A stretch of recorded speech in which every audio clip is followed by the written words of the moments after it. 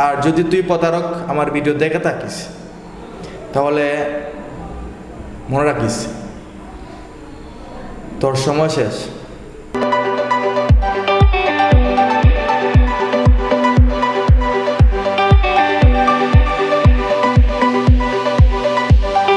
আসসালামু আলাইকুম। যারা যুদ্ধ করে নাই তাদেরকে আমরা যোদ্ধা বলি, যারা সংগ্রাম করে নাই তাদেরকে আমি সংগ্রামী বলি। তারা কারা?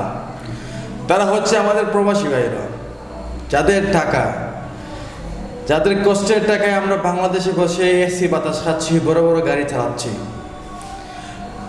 তাদের জন্য আজকে আমরা বিলাসিতায় আছি, আর তাদের বিপদে আমরা পাশে দাঁড়াই না। এটাই আমাদের সার্থকতা। আমরা অনেক স্বার্থপর মানুষ, বাংলাদেশের মানুষ অনেক স্বার্থপর, সবাই না তো কিছু মানুষ অনেক স্বার্থপর। আমাদের বাইরে যখন বিদেশে মাটিতে বিপদে পড়ে তখন আমাদের উচিত, সবার উচিত আমরা তাদের পাশে দাঁড়ানো, তাদেরকে হেল্প করা। কিন্তু আমরা শুধু তাদের কথাই শুনতে পাই।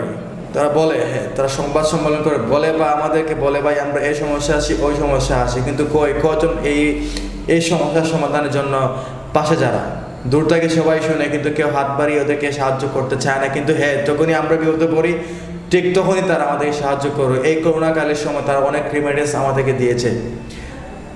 মধ্য আয়ের দেশ থেকে, ইউরোপের অনেক দেশ থেকে আমরা এই সহযোগিতা পেয়েছি আমাদের প্রবাসী ভাইদের কাছ থেকে। কিন্তু এখন তারা অনেক বিপদে পড়েছে আমাদের প্রবাসী ভাইরা। তাই আমাদের উচিত তাদের বিপদে দাঁড়ানোর, তাদেরকে সাহায্য করার। ঠিক তেমনই একজন ভাই মালয়েশিয়া থেকে আমাকে কল করেছেন, আমাকে যোগাযোগ করার চেষ্টা করছিলেন বা শেষ মুহূর্তে যোগাযোগ হয়েছে ওনার সাথে আমার। ওনার দুঃখটা আমাকে প্রকাশ করেছেন। উনি সহ অনেকজন লোক মালয়েশিয়ায় চাকরি করেন। সো ওনাদের যে বেতনগুলো, মাসিক যে বেতন পান, সে বেতনগুলো একজন দালাল প্রতারণা করে ওদের বেতনটাকে আটকে দিয়েছে। ওনারা যে বেতন পেতেন সে বেতনের টাকা নিয়ে একজন প্রতারক পালিয়ে গিয়েছে।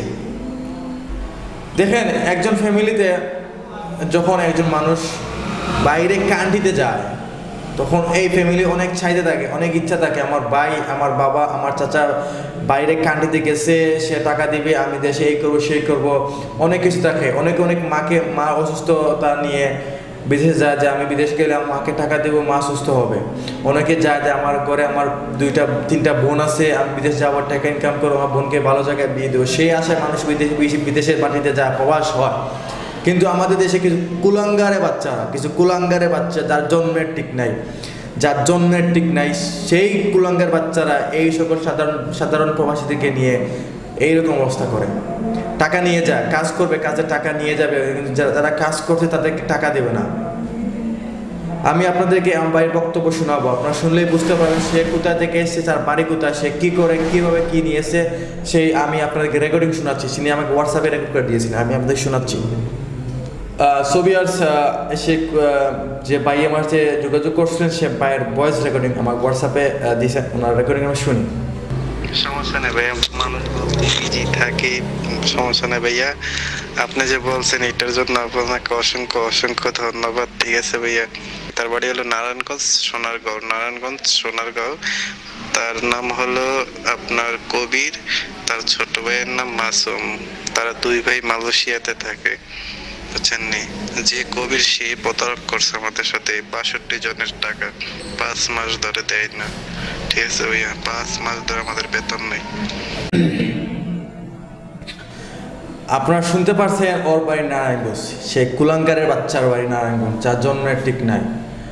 সে 62 জন মানুষের যে কষ্টের টাকা সে মেরে দিয়েছে। 6 মাস হয়েছে সে টাকা নিয়ে উদাও।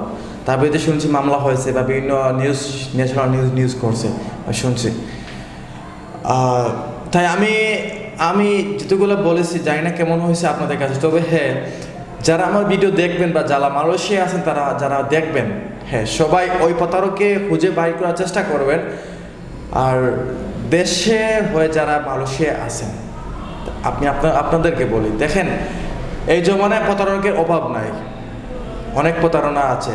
আপনাকে বিভিন্ন কৌশলে, বিভিন্ন সিস্টেমে আপনাকে ওর জালে বন্দি করে দিবে। তবে আপনার কাউকে বিশ্বাস করার আগে একটু চিন্তা ভাবনা করে বিশ্বাস করবেন। কারণ আপনার কষ্টের টাকা যদি একজন নিয়ে যায়, তাহলে আপনি কষ্ট পাবেন একা না, তো আপনার সাথে আপনার ফ্যামিলি যারা আছে তারা অনেক কষ্টে থাকবে, অনেক কষ্টে দিন কাটবে।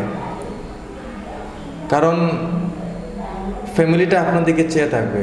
আপনার ছোটো ভাই চিন্তা করবে যে আমার ভাই মাস শেষে আমাকে টাকা দিবে, মাস শেষ হলে আমার ছেলে টাকা দিবে, তারপর আমি চিকিৎসা করব। আর সেই মাঝে দুঃখ দিয়ে দেয় এক কুলাঙ্গার বাচ্চারা।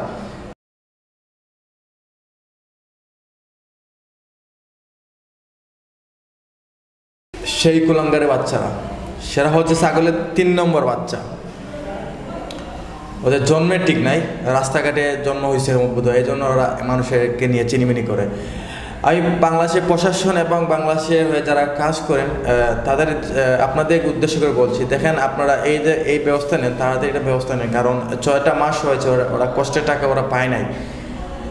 প্লিজ দয়া করে একটা ব্যবস্থা নেন, ওই প্রতারককে আইনের আওতায় আনেন, শাস্তি দেন, কঠিন শাস্তি দেন জনসম্মুখে। আমার দাবি হলো এই ধরনের প্রতারককে মানুষের সামনে এসে একটা ঔষধ শিক্ষা দেওয়া, যাতে ওর শাস্তি দেখে অন্যজন প্রতারণা করতে ভয় পায়।